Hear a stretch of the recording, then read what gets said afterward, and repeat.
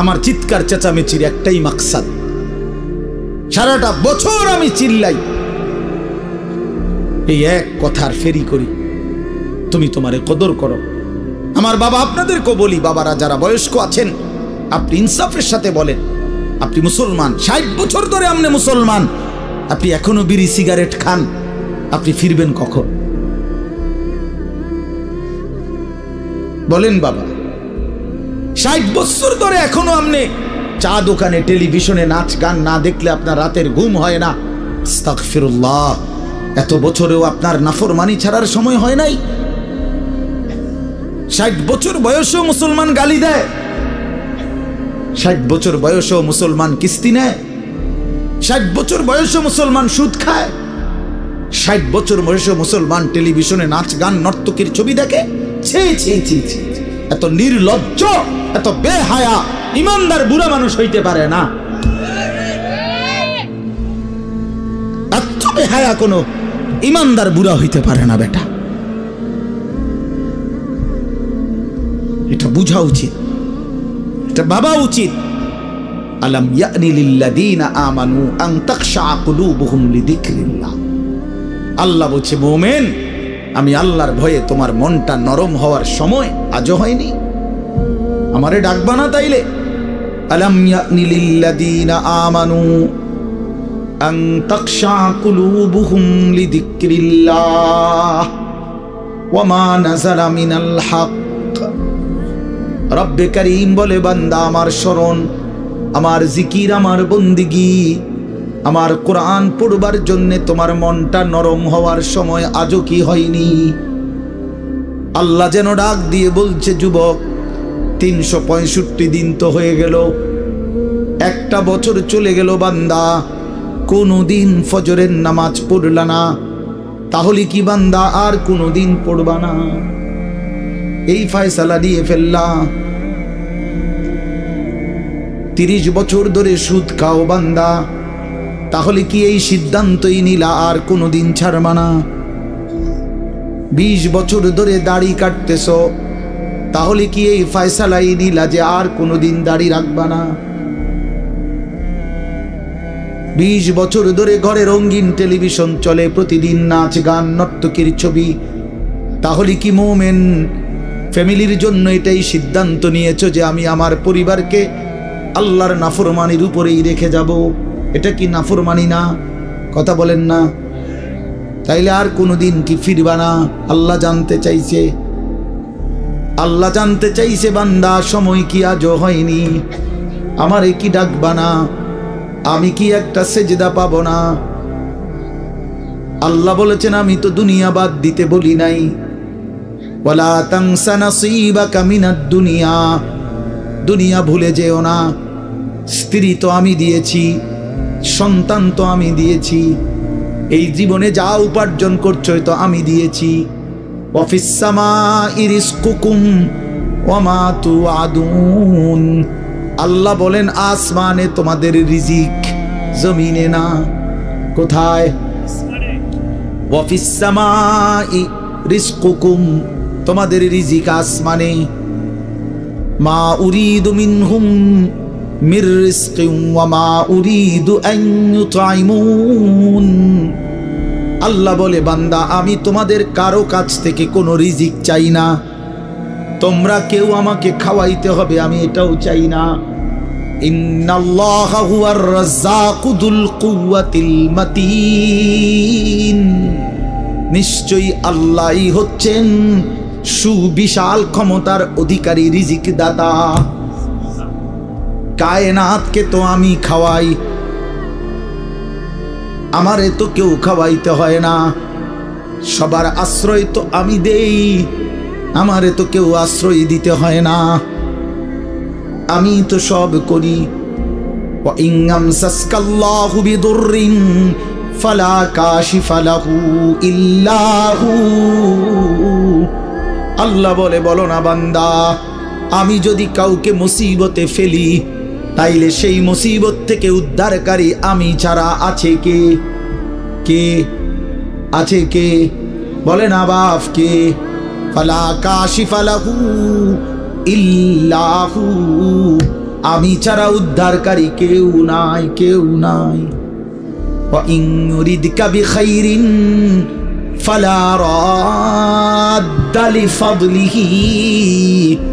আল্লাহ বলেন, আর আমি যদি কাউকে কল্যাণ করি, উপকার করি, তাইলে আমার কল্যাণ, আমার উপকার ঠেকায়া দিবে এমনও তো কেউ নাই। কে দিবে আমার ঠেকায়া? আমারে প্রতিহত করবে কে?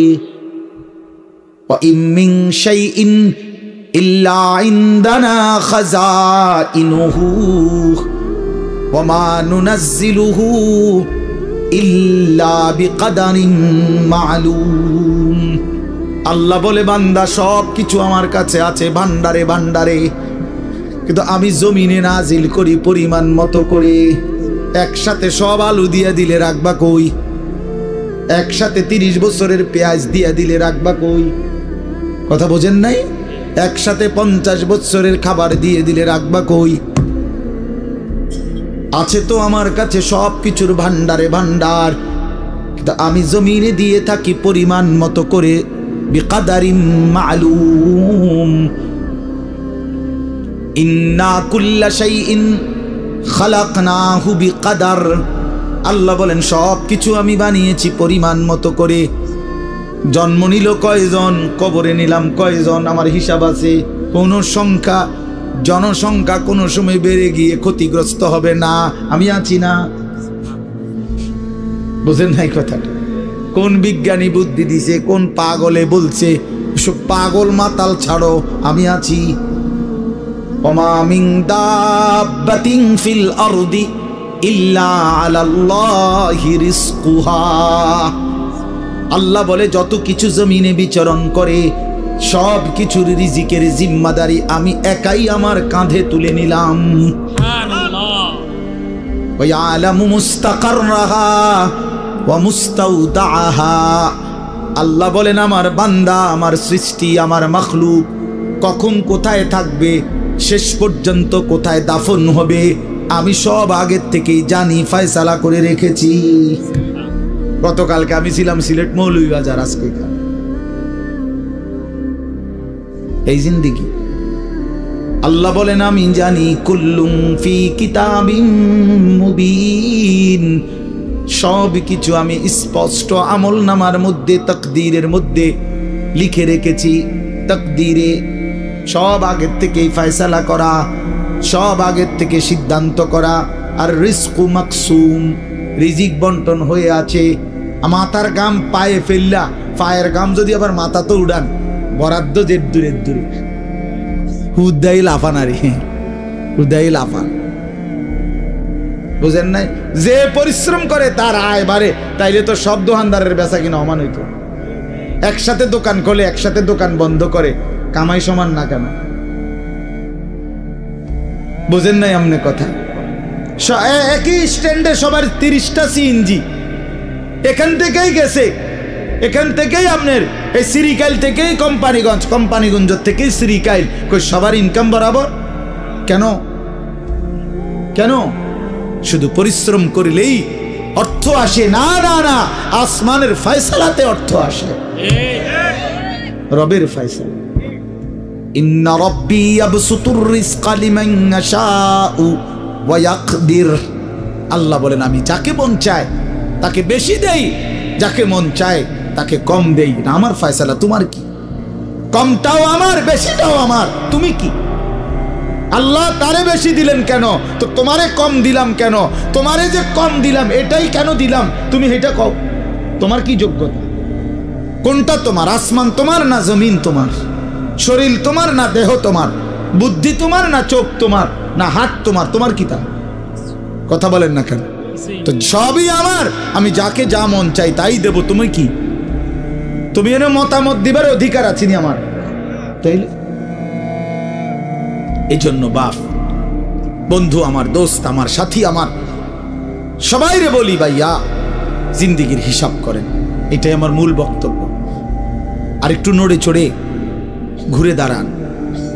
ছেলেরা, বাপ ফিরে আসো তুমি আল্লাহর দিকে, কোরআনের দিকে, নামাজের দিকে, সেজদার দিকে।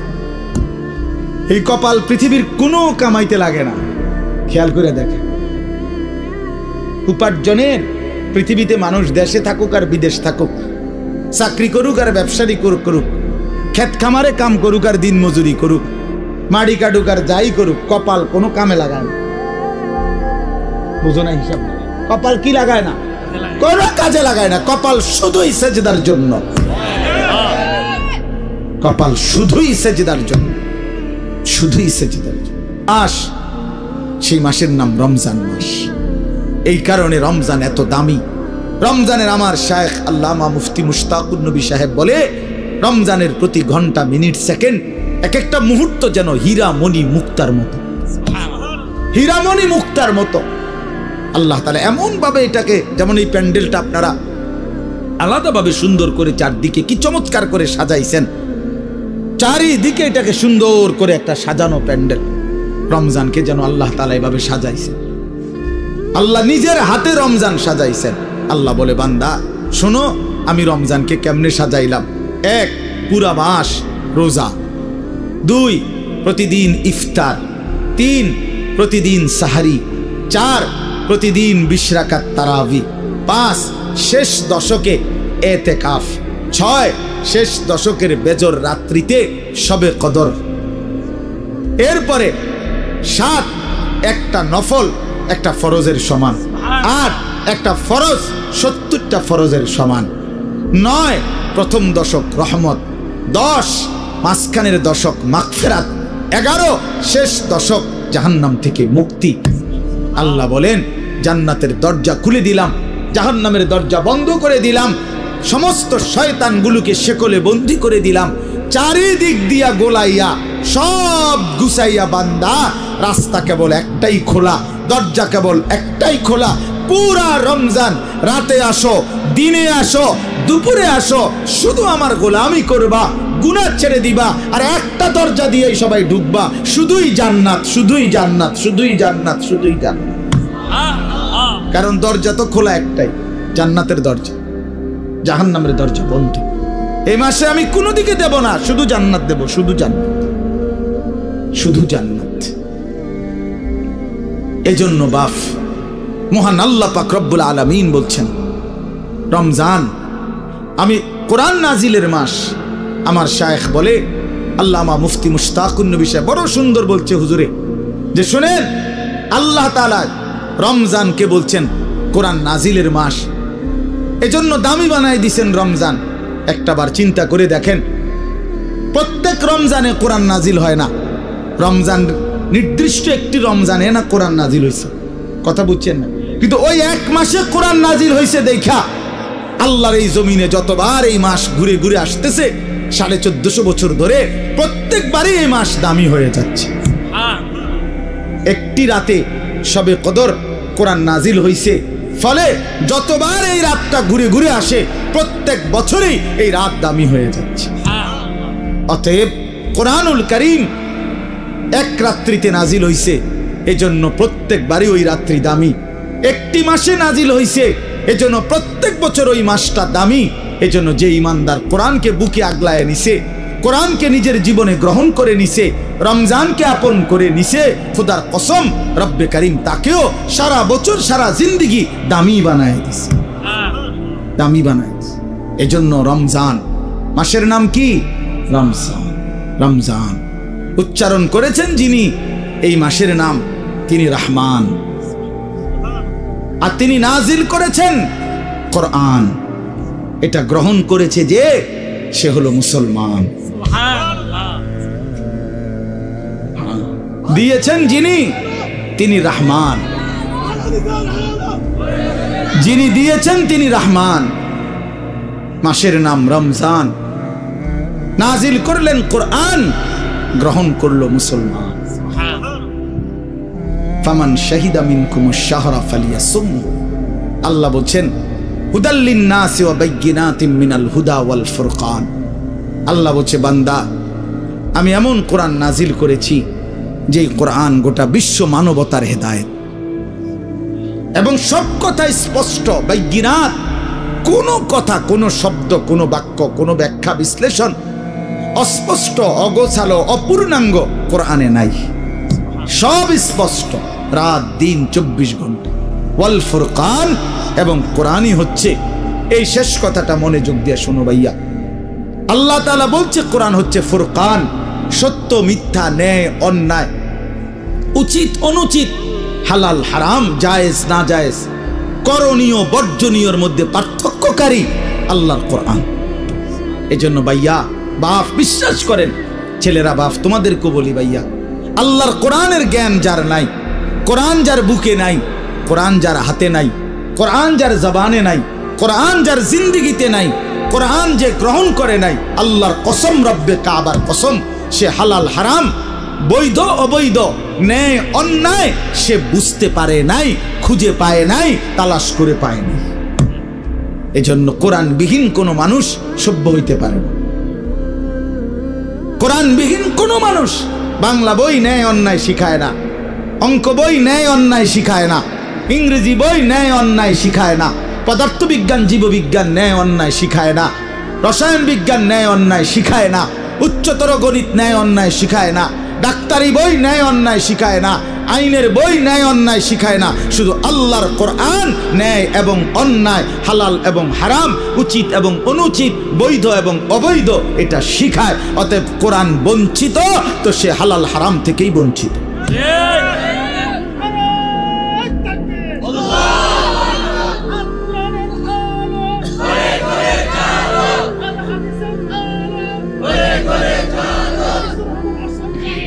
অতএব এটা ফিকির করা চাই, এটা পার্থক্যকারী জ্ঞান।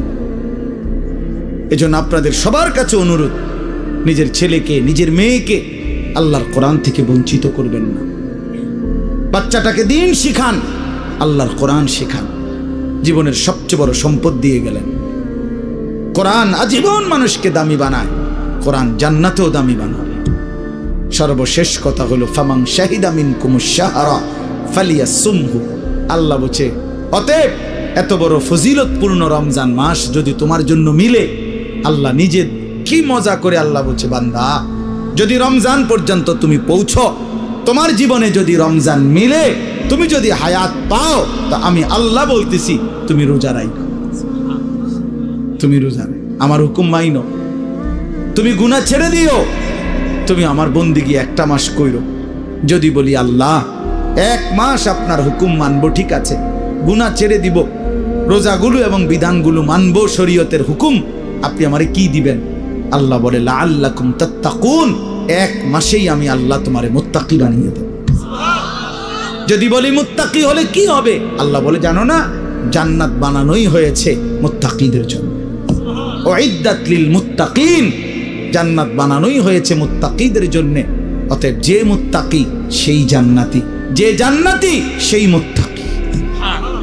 আমার কিশোর, আমার নওজোয়ান, আমার বাপ, আমার ভাই, আমার বন্ধু, আমার পর্দার আড়ালের মা বোন, সবাইকে বলি হায়াতের কদর করেন, জিন্দেগির কদর করেন। আপনাদের এই একটা মাহফিল খুব সম্ভব, বারবার আমি আসি, ওই কবির ভাই এইসা প্রেশার তাক, এই এক মহব্বতের মানুষের কাছে আমি বারবার হেরে যাই, যার কারণে, তার খুব বেশি ভালোবাসার কারণে এই মাহফিলটা কোনো না কোনোভাবে মিলাইতে হয়।